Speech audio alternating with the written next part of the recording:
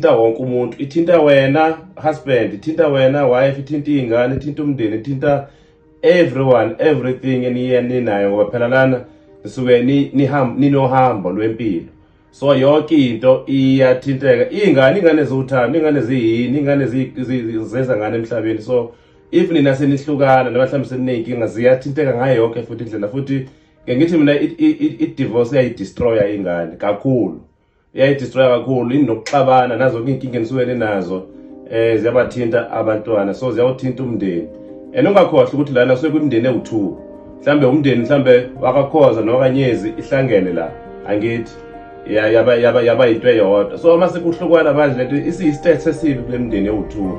Whether is psychological even spiritual ngoba manje sokunento sokufanele ukuthi sokune-cassette. Uthi wena manje usufike nento entsha mhlambe ayikazi yabakhona. Mhlambe ke yabakhona izoba i-continuation.